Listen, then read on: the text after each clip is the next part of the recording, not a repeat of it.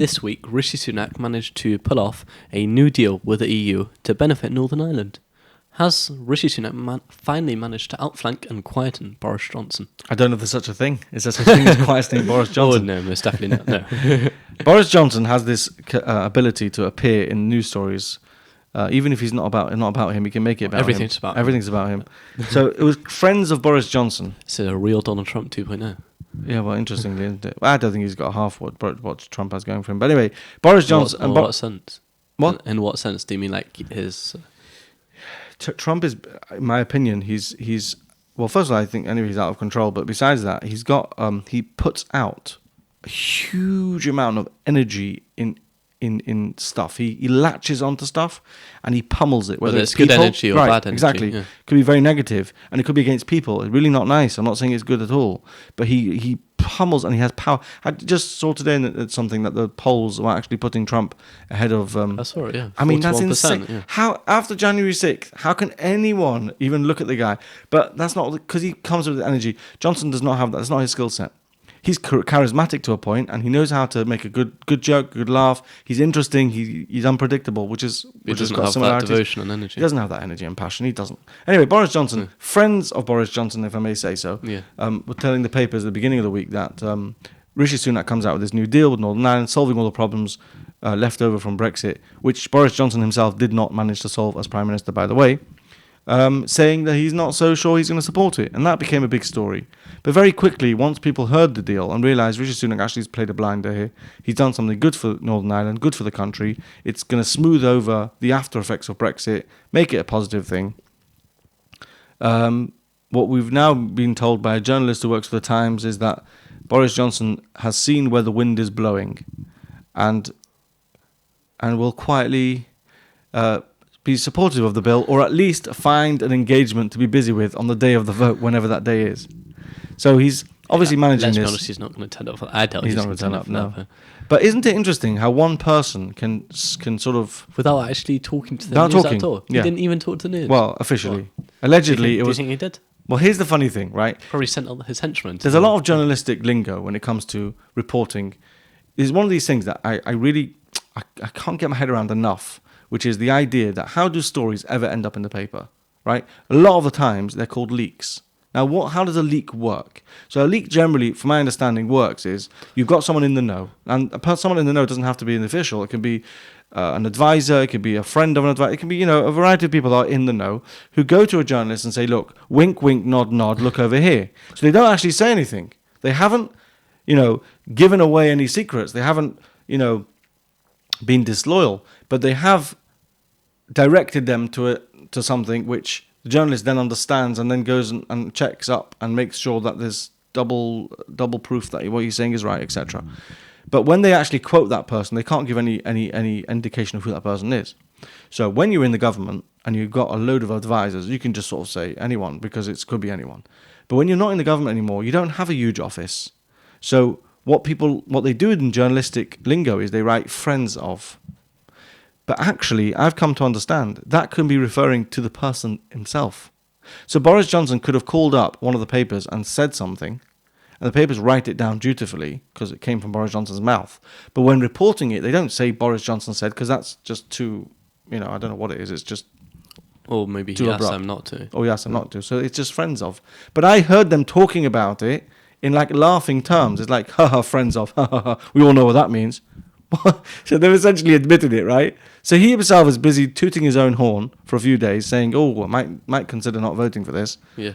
And then now quietly slinking away into the bushes, realizing that Rishi Sunak has played a blinder. He's got himself the polls the other day showed Conservative Party pulling a few points ahead than they've been for a while. By a blinder, what do you mean? Like they did a really good job. That Rishi Sunak's been done a really good job with.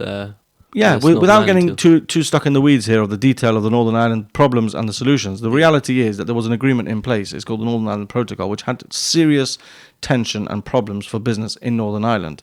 And the EU kept on saying they're not going to renegotiate. There was like a no-go area, finished. Theresa May signed on the original basis for it. Boris Johnson couldn't get anything really done. He claimed he had all the solutions. He didn't. They didn't like him. And that's the funniest thing about politics, is that ultimately, for all the politics and for all policies, it comes down to personalities, it comes down to relationships. There's no way getting out of that. Yeah. And Boris Johnson did not get on with, and though they didn't get on with him, the French didn't like him, they just didn't like him. Rishi Sunak managed to charm the head of the EU. He gave her a big present. That was in the newspapers. What was the present he gave her? Basically, this is what he is. He's good. He's very good at relationships. It seems like he was in the middle of talking to the person from the EU, and there was a whole delegation and negotiations. Wait, stop! I know it's your birthday today. I got you a present. I don't know what the present was, but I didn't know that. I didn't know that. That was pretty cool. Yeah, that's one example. She said apparently she was really touched. I'm sure she was. Yeah. Even in the news conference she did with him, she was like, "Dear Rishi," she was calling him. Oh. It's like, he's European, so they don't really know, But it's sweet. Yeah. But I feel that's what it came down to. And so Rishi Sunak managed to get them to renegotiate the very terms they said they're not going to renegotiate, and solve a lot of the problems.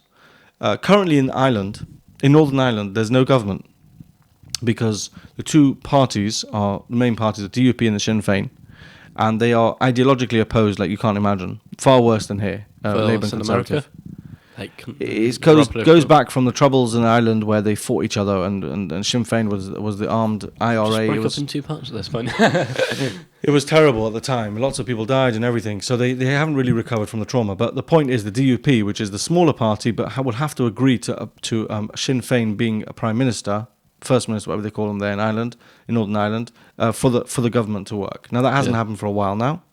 So they don't have a government. They don't have a government. So Westminster's been sort of managing it macro. Really? It's not been good at all. But how come there's no And they're news all- about this? Or It's always in the news. Really? It's in the background because it's like been there for ages, a stalemate.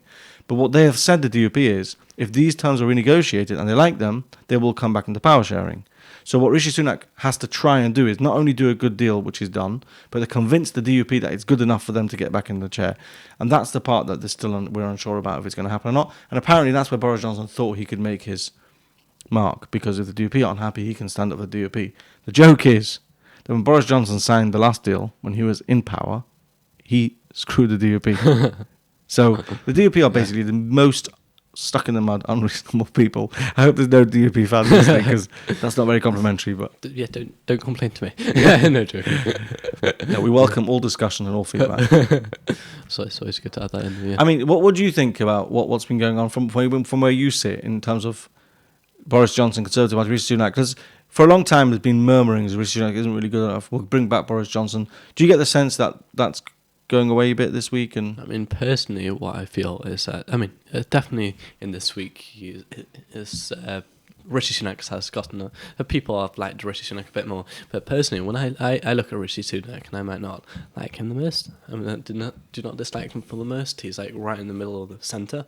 But I think it looks like, for me, he's doing decently. He might not be, but he's presenting it well. And I think he's learned a lot from Boris Johnson when he worked with Boris Johnson very closely when he was in charge of all the money and Boris Johnson was a Prime Minister. I think he learned quite a lot of how to actually do your PR quite well, because I look at him and I think he's showcasing very good energy and he's showcasing that he's doing quite well, whether he does or not. So that's something that's really, really important. I think that's half the job. Half the job is showing that you're doing well. Half the job is actually doing well. It's like most jobs, it's like running a school. Half the job is actually telling all the people that want you to do the school well. All the parents that you're actually doing a good job, although they might think you're not, and then actually doing a good job. So I think he's doing, now whether he's doing a good job or not, that we can talk about, but I think that's something that's really good and that a lot of politicians don't know how to do, like actually do good PR. But Boris Johnson, he is just, yeah, I do like him a bit, beyond what his laws are, beyond everything else, just because he's different. And I know a lot of other people will agree with me, just he's different. I know he's done a lot of bad stuff, and I'm not discounting any of that stuff, but he is different at the end of the day.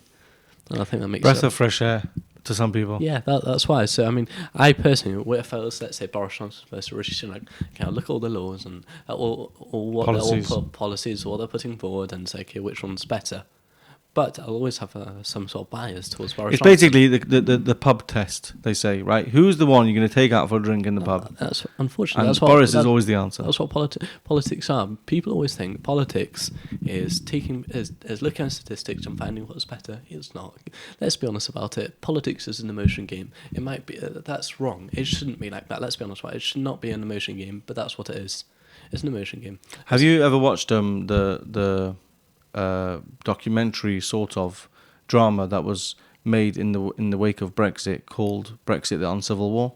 It's definitely amazing. It is amazing, isn't it? I watched it several So one of times. really. So one of the things that I found so striking, and it's years old, this I know, but one of the things I found so striking was the Remain campaign versus the Leave campaign, and they showed it side by side. So it was literally the comparison was there, and it's based on fact. It's clearly this is what went on.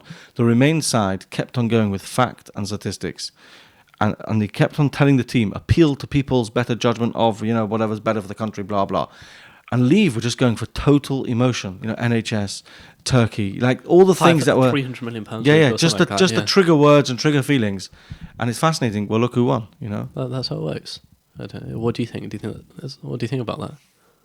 Well, I just think that it's a bit of a shame, if I'm honest. Because, look, I'd love a world where everything is about truth, right? And it's a bit idealistic, I know, but in politics, unfortunately, it becomes less and less about the truth and much more about image and getting away with... I mean, what's happening in America now, George Santos is a famous case of this congressman who's been lying through his teeth and unashamedly so.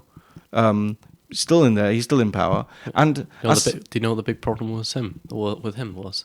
Not that he was lying, but that he got caught. He got caught. That's all politicians, yeah. But isn't that sad, though, that politics... it sort of ruins the name of the potentially good elements within politics. You look at Theresa May, right? I think Theresa May is a fine, honourable lady. I was listening to Barack Obama's speeches today. Someone like him. Yeah, but I think... Well, I'm not sure. He played the game sure. as well. He was good at playing the game. Yeah. I mean, his speeches, he's a brilliant speaker. Yeah. But I'm saying Theresa May, in terms of her honourability, I think the right word is, she was, a priest's daughter, I think. She was brought up in a very service-based and values-based, but she's absolutely horrific in terms of people's skills, and that's what cost I remember her her. awkwardly dancing her way onto the stage. It was terrible. That music It was on. cringe. She was cringe from start to finish. The only time she was any good was several times. That's so awkward. yeah, literally. The only time she was any good was when she was responding to a crisis. Which is a value in itself, but that's not enough. She was a very good Home Secretary before because of that. But in Prime Minister, you need to be something else. And I just think that it's a shame that politics is all about presentation, but it is.